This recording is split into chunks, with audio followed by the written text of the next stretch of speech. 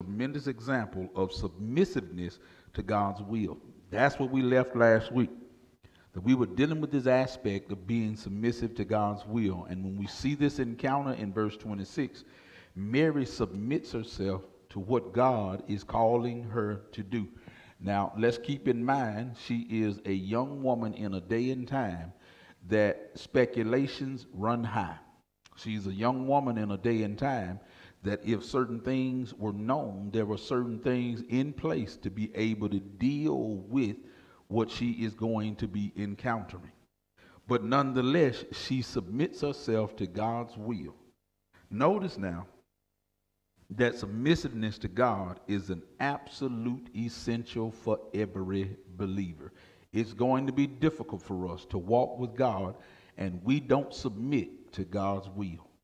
There's going to be times when we won't think God's blessings, but without us submitting, we cancel out God blessing us the way that God desires to bless us. We hear this: it rains on the just as well as the unjust. But please remember, when we are submissive to God's will, we are able to walk in his mercy and his favor. We're going to see that aspect of mercy later on in the entire account. This was Gabriel's now second mission surrounding the birth of Jesus. His first one, remember, was to set forth the forerunner that was going to set the stage and prepare the way for the Messiah. He's on the second mission now. He's getting ready, and what we've read, he tells Mary about the birth of Jesus Christ. Notice now, the time is given. It was 6 months after Elizabeth's conception that Gabriel was sent to a village in Nazareth of Galilee. That's important to know because many in that day considered Nazareth to be inferior to the rest of Israel. Keep that in mind. The city and its residents were often the object of deep prejudice by Jews and Romans.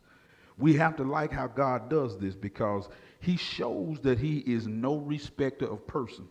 He sent a message to the believers in Jerusalem, in the capital city, when he went and sent the Gabriel to talk to Zacharias, and now he sends a message to the lowest city in the region, Nazareth, as Gabriel gets ready to talk to Mary. You have got to appreciate how God moves. He didn't just talk to the high and mighty, those in the big city. He even talked to those who were the lower state, those in the country.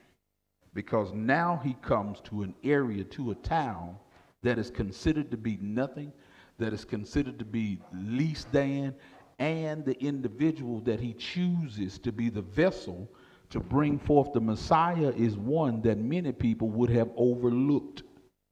But this is how God moves, that he has no respect of person. Degrees don't matter to God. Positions don't matter to God. Your money don't matter to God. What matters to God is what we're going to see is us being willing to accept what it is that he's calling us to do.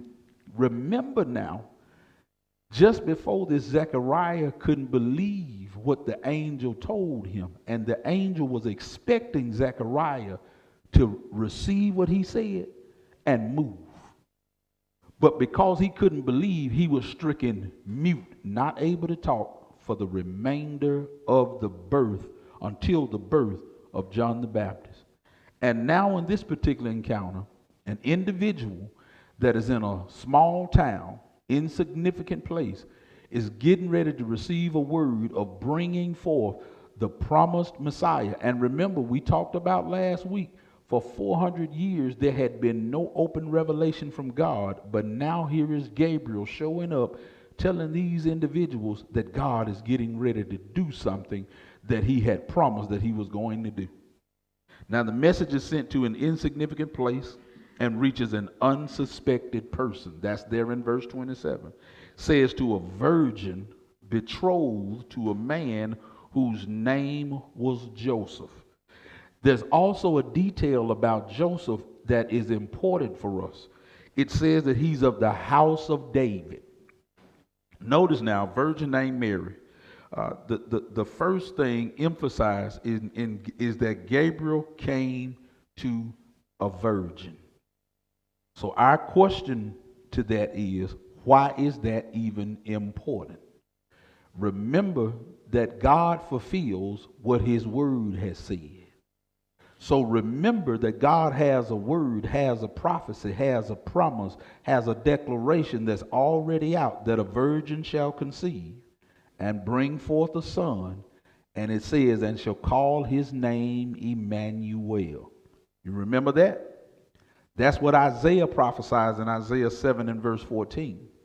And when we get to verse 27, Luke makes sure, as a historical reporter and writer, he makes sure that this detail is there, that Gabriel stops off and talks to a virgin named Mary. Hear this now. This is important. This is an important detail in the gospel because it helps us see how God did exactly as he spoke. And this helps us to believe exactly as expected without any doubt. So if we're able to make the connections, or what we say, if we're able to connect the dots through the scriptures of what God said and what God did, it helps us in our day and time to be able to believe God without doubting God. Remember Zechariah, he allowed his mouth to speak more so than he allowed his heart to speak. And I know somebody heard that and said, well, preacher, don't the Bible say from the abundance of the heart, the mouth shall speak? That's exactly correct. So his heart was not settled on what God was telling him. So that helps us to understand our heart, our place of reasoning, our place of rationale, our place of making decision. It has to be settled on what God says. Let me see if I can help you with that. Y'all remember when we were growing up, whenever you were growing up, you were told not to do something, right? And the very thing that you were told not to do, it was what your heart was set on doing. Right? So nobody could talk you out of it. It didn't matter how many of your siblings or your cousins got in trouble for doing the same thing. When your heart, your mind was set on, man, I got to see if this is really what it is. You decided to do it. And so when we consider that aspect, that's what God is wanting from us when he releases his word to us, that we've got that same settled determination. I got to see if this is what God has said.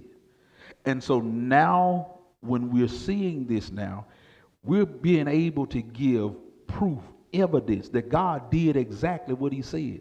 There's a virgin that's getting word that God is going to use you to bring forth the promised Messiah. But the major revelation of that double mention of virgin is to demonstrate that Jesus' conception was an act of God. If you notice in between verse 26 and 27, that word virgin shows up twice. Let me show it to you. Verse 26, now in the 6th month, the angel of Gabriel was sent by God to a city of Galilee named Nazareth, to a virgin. That's the first time. Verse 27, betrothed to a man whose name was Joseph, of the house of David. The virgin's name, the second time, in the same verse, it shows up twice. So there's a specific reason why it is there twice, and that is to make sure that we don't miss what God was doing.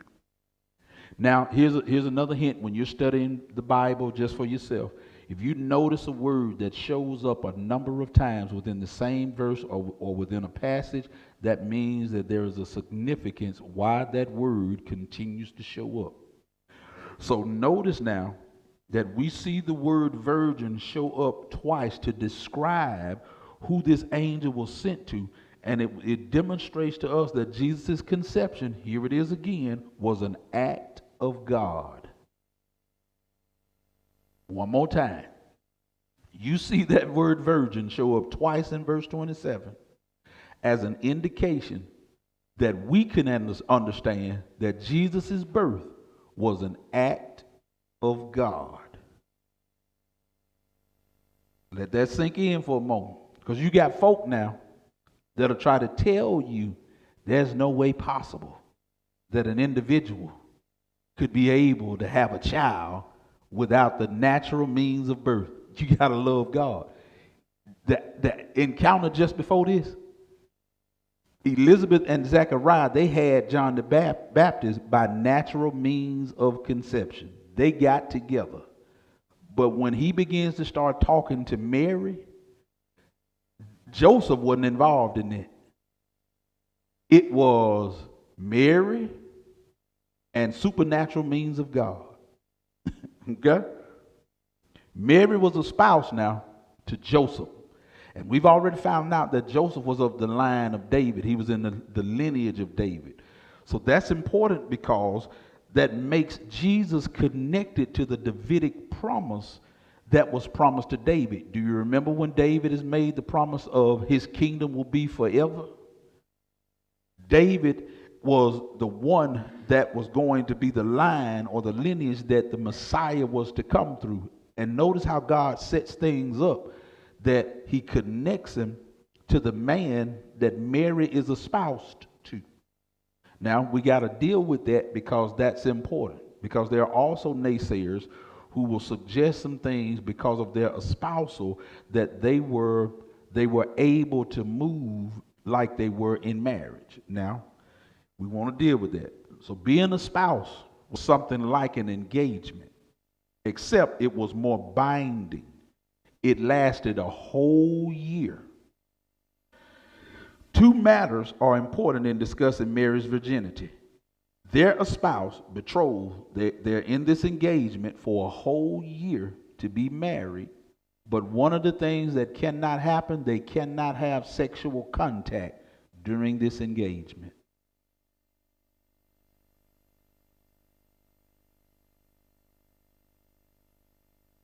No sexual contact during this engagement. And they are espoused to each other. Now, when we dig even further to this, in their espousal, Joseph had to go to his home and Mary had to go to her parents' home. They didn't stay together. But they are promised, bound to each other in this espousal. And the only way that they can get out of the espousal, this is the second thing, that it was just like a binding marriage agreement. It had to be a writing of divorcement. That was the only way that they could get out of it. So one aspect is that during the time of their espousal, there was to be no sexual contact, but they were still considered to be husband and wife, although they have not met to that moment for the final marriage ceremony as well as the consummation of the marriage. Okay? Any questions so far? So we've seen that Luke makes sure that everybody that reads this understands and knows that Mary is a virgin, even though she is espoused to Joseph, and Joseph is not able to have sexual contact with her even during this espousal period. And we'll read later that after Joseph finds out everything, he still does not have any sexual contact with Mary until after the birth of Jesus. Now, if we pay attention to the details of the text, it mentions that Joseph is of the house of David, a descendant of David, which is a way of connecting Jesus to the line of David from which the Messiah would spring forth. Now, we want to validate these things because we're seeing God fulfill his promise. He's already spoken something that he's performing now. Here's your first cross reference. 2 Samuel chapter 7 verse 12. 2 Samuel chapter 7 verse 12. You can just write it down. You don't have to try to flip there unless you want to. 2 Samuel chapter 7 verse 12.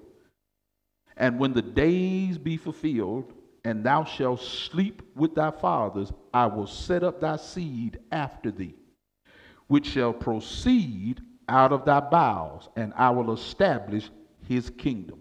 This is the promise that God is making to David, that he's going to establish his kingdom from a seed from his lineage. And notice how Joseph falls in line with that. That's what God has spoken. Here's your next one, 2 Samuel 7, verse 16. 2 Samuel 7, verse 16. 2 Samuel 7, verse 16. And thine house and thy kingdom shall be established forever before thee. Thy throne shall be established forever. That's the Davidic covenant there. Now remember, David had a son that followed him as king after his death. But that was not the messianic kingdom that is being talked about. You remember Solomon. And if you remember the life of David, you remember the turmoil that happened when David was on his deathbed and one of his sons was trying to take the kingdom. And Bathsheba, the mother of Solomon, made mention to David about what was happening. And David went ahead and made the moves to make sure that Solomon would be the next king. And he was the king after David. But when we read that in 2 Samuel chapter 7, verse 16, it is speaking to Jesus the Christ. Because notice what it says. It says that your throne shall be established forever. Solomon lost the throne. And then even after Solomon, you saw many of his descendants, those who usurped the authority of the throne, were not good kings. Some were good kings. But David is a type of Jesus Christ, or a type of the Messiah in the Old Testament. But this is speaking of what God was going to fulfill through Jesus Christ, through the Messianic or the Davidic covenant. Questions before we move? So showing that Jesus was a descendant of David, it connects Jesus as a son of David. So when you go to Matthew chapter 1 and